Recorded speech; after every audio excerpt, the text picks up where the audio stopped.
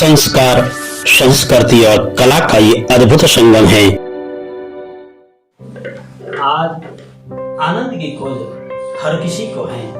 नास्तिक से नास्तिक भी व्यक्ति थक हार करके आनंद की खोज करता है, किंतु ये आनंद की खोज हो कैसे, कहाँ करे ये आनंद की खोज। और ये आनंद का विषय बाहर का विषय नहीं है, ये आनंद का विषय हमारे भीतर का विषय है, ये बाहर का विषय नहीं है। स्वयं के भीतर झांकने पर परमात्मा के स्वरूप का दर्शन होता है, आईने में झांकने पर रूप का दर्शन होता है।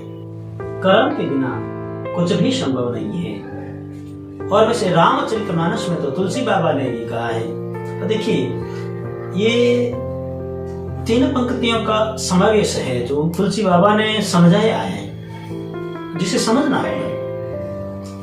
रामचरितमानस में भी स्पष्टीकरण कर रखा है तुलसी बाबा ने, जिसमें ये बताया गया है। प्रथम पंक्ति है जो अयोध्या कांड में आ रही है, कर्म प्रधान विश्व का हीरा का। दूसरी और तीसरी पंक्ति है जो सती और शिव के जो संवाद है उसमें स्पष्ट कहा गया है।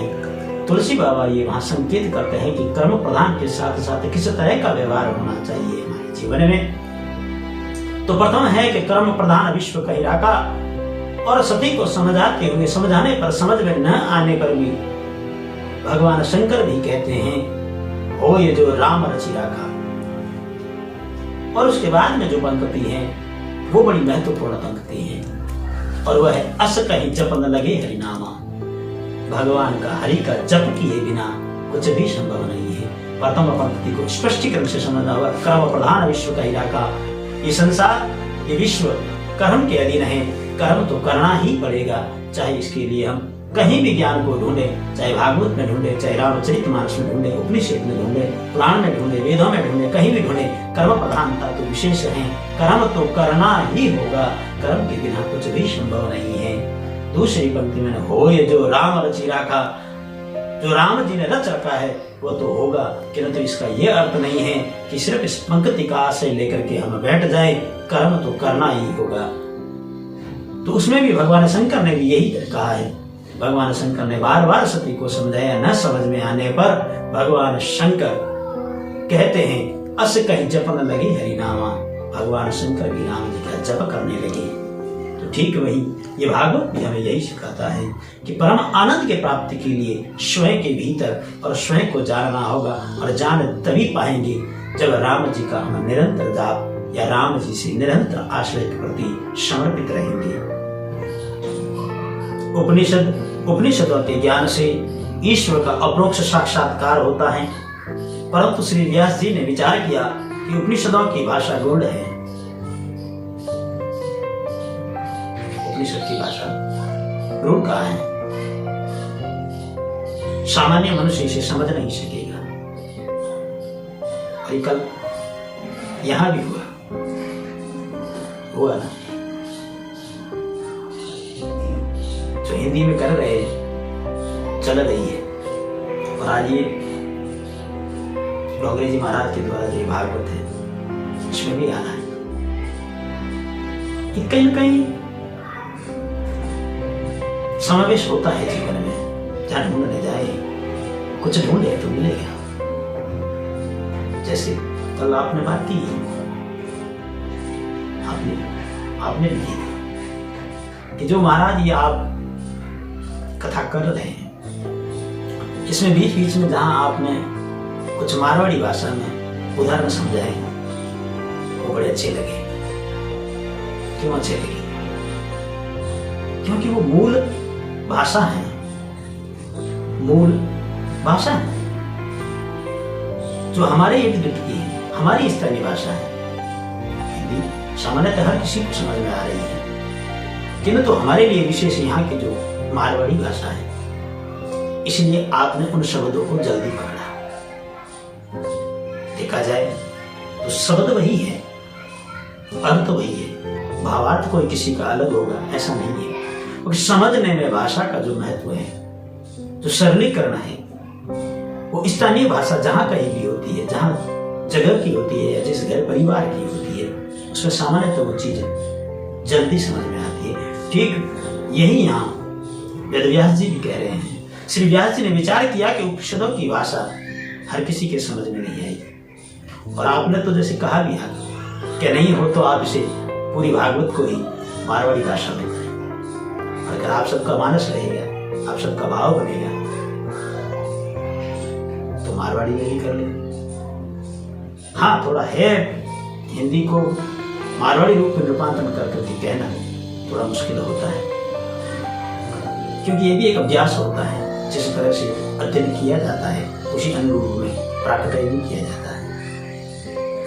मगर जो आपकी भावना और विचारों को देखा तो एक समय के लिए सोचने पर विवश हुए कि कहीं न कहीं ऐसा तो नहीं है कि हम जो कर रहे हैं, अगर उस जिस भाषा में अगर सरल समझ में आ रहा है, तो जब मूल भाव यही है कि हमें कुछ समझ आना है, तो उसी भाषा में क्यों न किया जाए जिस भाषा में सरलता से समझ में आए। वही चीज को ध्यान में रखते हुए अगर आपका भाव रहेगा तो आगे कोशिश करेंगे कि इसे अपने निज भाषा में, जो यहाँ की स्थानीय भाषा हमारी चल रही है, उसमें करने का पूरा प्रयास करेंगे। आनंद भी आएगा। और देखिए, ये होता भी ऐसा ही है, जैसे आपने अपना भाव रखा, ये भाव ही है। तो वेदव्यास जी कहाँ है? वेदव्यास जी यहाँ नहीं है, मगर जो वेदव्यास जी का जो भाव है वो आज भी चल रहा है। ठीक ऐसे ही बैठे हैं, काफी सब समझ में सत्य आ रहा है। मगर जो कल एक दृष्टांत दिया, उस दृष्टांत को जो आपने समझा और जाना और उस भाषा में समझने का जो सरलीकरण समझने की कोशिश की, जो सरलता से समझ में आया और आपने वापस कहा, तो बड़ी खुशी हुई। तहे दिल से आपका आभार भी करते हैं कि आपने हमें यह करके कहा कि महाराज ये हमें अच्छा लगा है, और इस भाव में अगर आप करें तो और भी अच्छा रहेगा।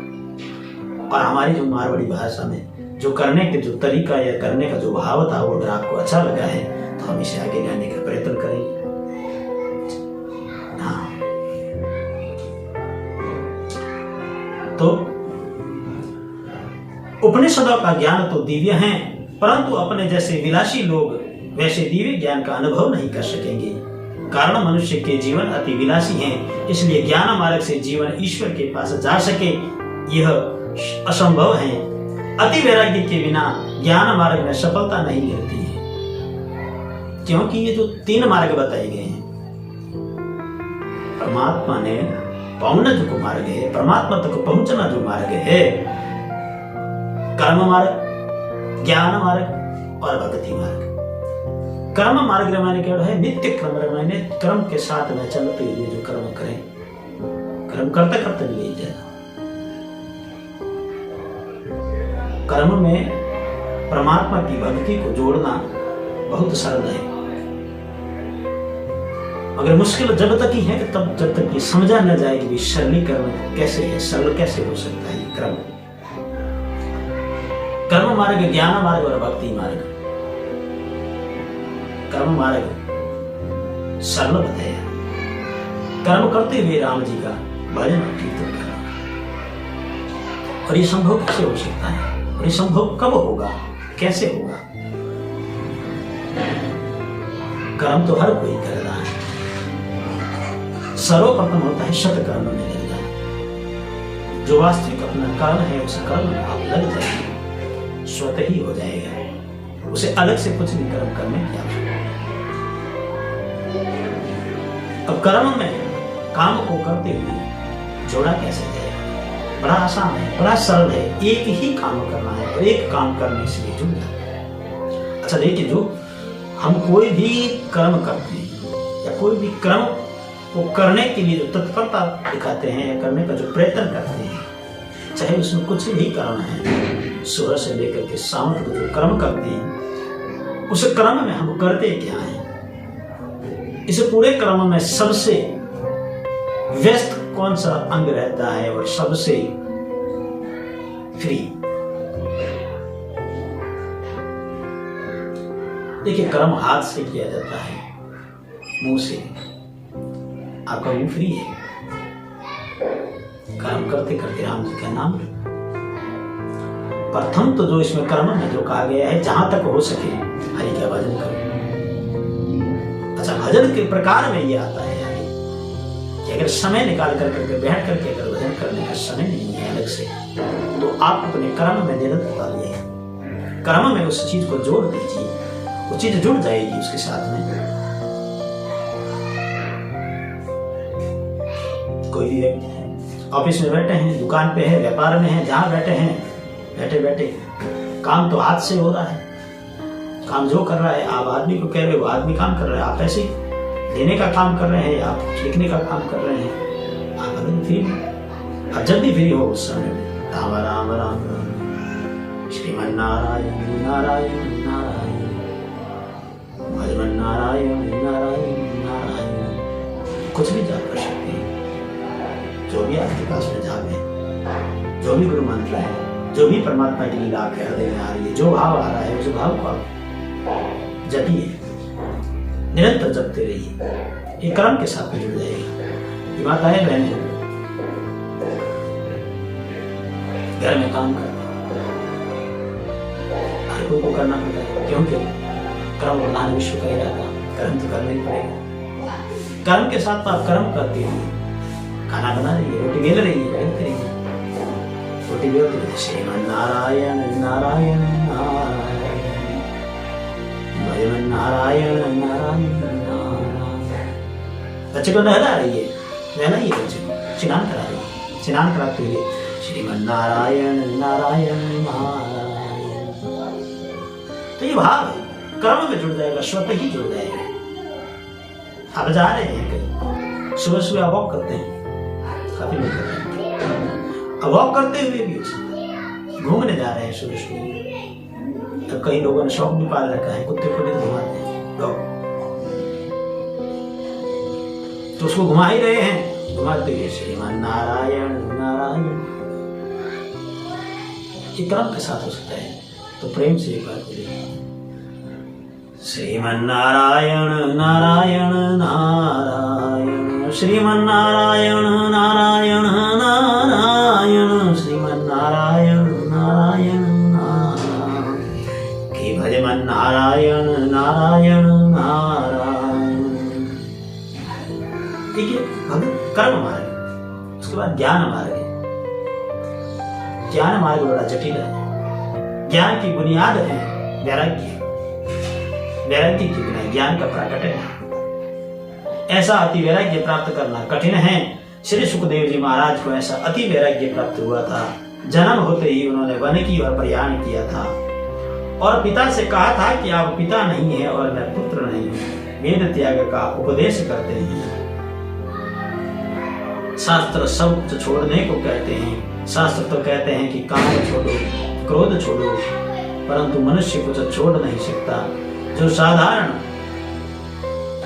काम क्रोध लोभ किस प्रकार छोड़ेंगे, वे घर का त्याग किस प्रकार करेंगे। सर्वसाधारण मनुष्य को तो कुछ करना नहीं है और वह कुछ छोड़ भी नहीं सकता है, परंतु वेदांत शास्त्र तो कहता है कि सब कुछ छोड़कर सर्वस्व का त्याग करके ईश्वर के पीछे पड़ोगे, तभी ईश्वर को पहचानते हैं।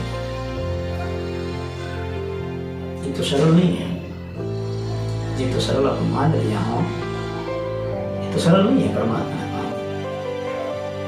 अपनी भूल है कि अपनी बोझ नहीं हो, परमात्मा तो हो ही है।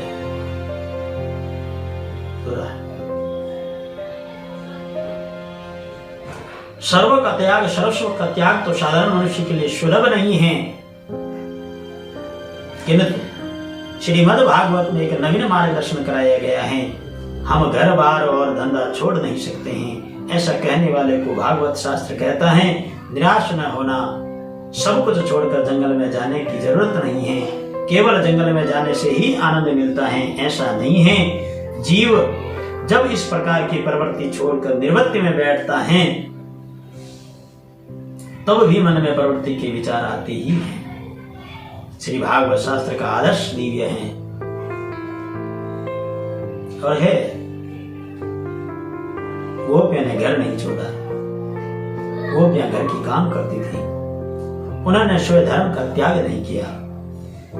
वे वन में नहीं गई, फिर भी वे श्री भगवान को प्राप्त कर सकी हैं। श्री भागवत शास्त्र ऐसा मार्गदर्शन करता है कि योगी को जो आनंद समाधि में मिलता है वही आनंद आप घर रहते हुए भी प्राप्त कर सकते हैं। घर में रहकर भी आप प्रभु को प्रश्न कर सकते हैं, प्राप्त कर सकते हैं, परंतु आपका प्रत्येक व्यवहार भक्तिमय होना चाहिए।